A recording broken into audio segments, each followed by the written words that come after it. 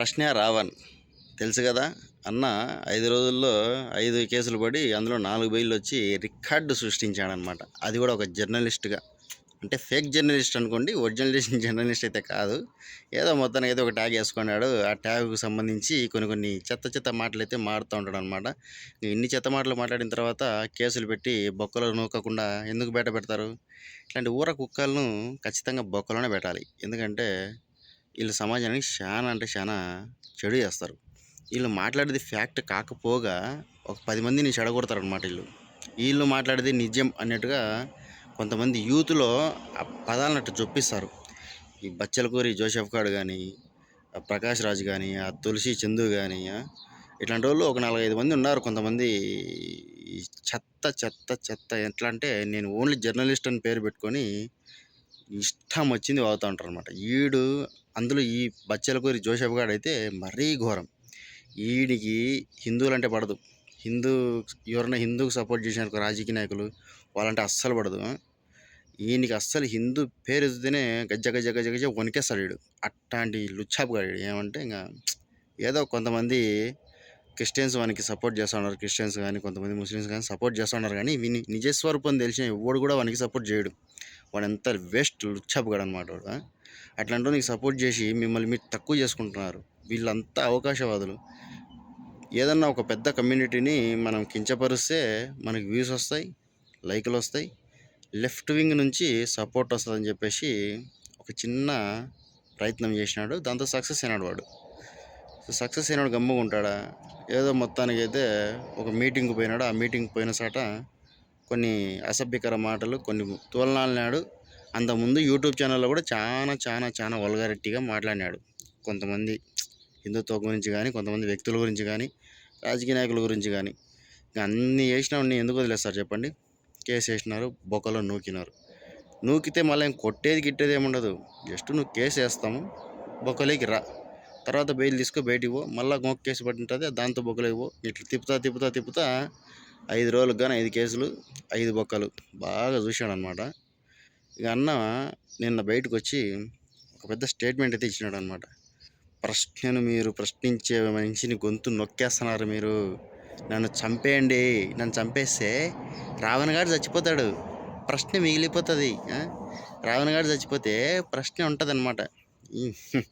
నీలాంటి వాడు ఒకడు పుట్టినే వేస్ట్ రా బాబు. నీలాంటి వాడు నిన్ను ఆదర్శంగా తీసుకొని ఎవడు ఇట్లాంటి చెత్త వీడియోలు చెత్త పనులు చేయకూడదు. ఎందుకంటే వాడు కూడా నీ మాదిరే బొక్కలేకపోతాడు కాబట్టి.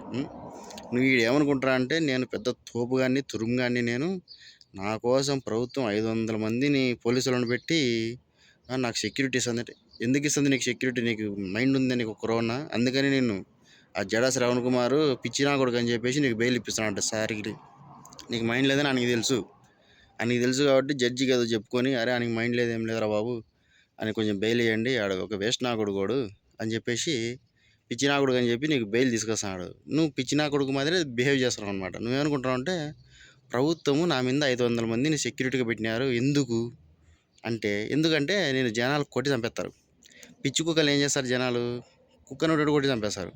అట్లా నిన్ను కూడా ఏడ కొట్టి చంపేశారో మళ్ళీ కొట్టి నిన్ను చంపేస్తే ప్రభుత్వం మీద చెడ్డ పేరు. అవసరం అని చెప్పేసి నీకు సెక్యూరిటీ ఇస్తున్నారా గొర్రెనా కొడుక. అది తెలుసుకో ఫస్ట్. అంతేగాని ఏదో నీకోసం 500 మంది, నీకు అంత సీన్ లేదు రే. నీకంత సీనే లేదు. నువ్వు కుక్కవు, నువ్వు ఊర కుక్కవు నువ్వు. ఎందుకంటే నువ్వు కుక్క పనులు చేస్తూ ఉంటావు కాబట్టి. నువ్వు కుక్క కంటే ఘోరం, నువ్వు కక్కిందాన్ని మళ్ళీ తింటావు నువ్వు. అట్లాంటివో నేను ఇంకోటి చెప్తున్నాడు, నన్ను చంపేయండి రా మీరు, నన్ను చంపేయండి, లాకప్ డెత్లో చంపేయండి. ఆ పిల్లలు నేను గంజాయి ఒక రౌడీ షీటర్ని చంపేసినారు అట్లా చంపేయండి. ఆడంటే రౌడీ షీటర్ రావడు చచ్చిపోయినాడు. నువ్వు కూడా రౌడీ షీటర్వా చెప్పు?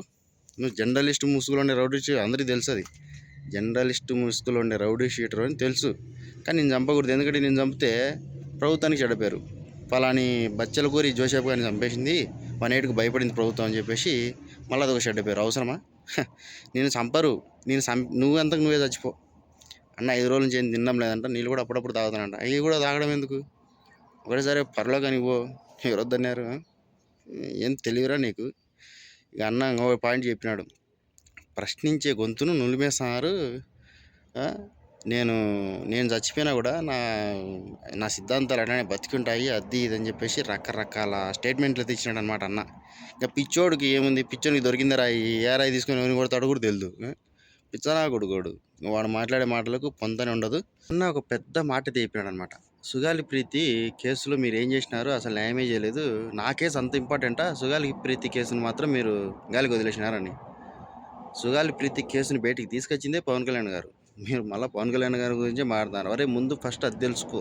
అసలు ఆ సుగాలి ప్రీతి గారి యొక్క కేసు ఏదైతే ఉందో దాన్ని బయటికి తీసుకొచ్చి దాన్ని నలుగురికి తెలిసేలా చేసిందే పవన్ కళ్యాణ్ గారు.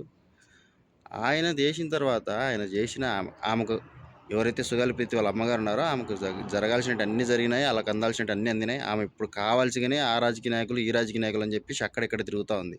అయినా నీ అరెస్టుకు ఆమెకు సంబంధం ఏంది? ఆమె కూడా వీడియో చేసి రావణ్ అరెస్ట్ చేసినారు అది ఇది అని చెప్పేసి ఆవిడ ఏదో పెద్ద ప్రెస్ మీట్ పెట్టేసింది. అసలు ఆవిడ ఆవిడ సుగాలి ప్రీతి కేసులో న్యాయం కావాలనుకుంటుందా? లేకుంటే ప్రభుత్వం నుంచి ఏమైనా బెనిఫిట్స్ కావాలనుకుంటుందా? ముందు ఆ వ్యక్తికే క్లారిటీ లేదు. ఒకరోజు పవన్ కళ్యాణ్ దగ్గరికి పోతారు, ఒకరోజు జగన్ దగ్గరికి పోతుంది, ఒకరోజు చంద్రబాబు నాయుడు దగ్గరికి పోతారు, ఇంకొకరోజు బీజేపీ దగ్గరికి పోతారు వాటమర్తే వాళ్ళు. వాళ్ళకి ఏదో బెనిఫిట్స్ కావాలి. ఆవిడ అదేదో పోరాటం చేసుకుంటుంది.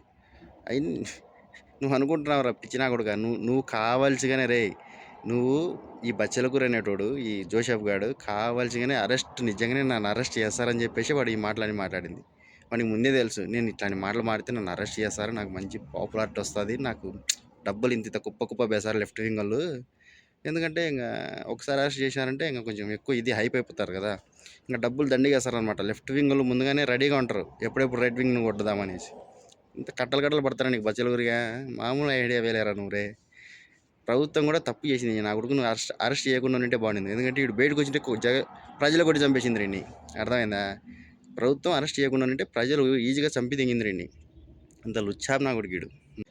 ఇక అన్నం ఒకటైతే చెప్పినాడు, నన్ను చంపేయండి నన్ను అది ఇది అని చెప్పేసి. నిన్ను ఎవడరా చంపేసేది? కుక్కని నిన్ను చంపాల్సిన అవసరమే లేదు. జస్ట్ నిన్ను బయటకు వదిలేస్తే జనాలు కొట్టి చంపేస్తారు. అర్థమైందా? ఇకనైనా మారు.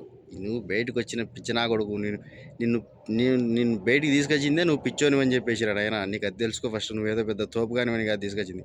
ఈ జోసెఫ్ నా కొడుకు పిచ్చోడీడు, ఈయనకి ఏం తెలియదు ఆడని చెప్పి నిన్ను బయటికి తీసుకొచ్చినారు.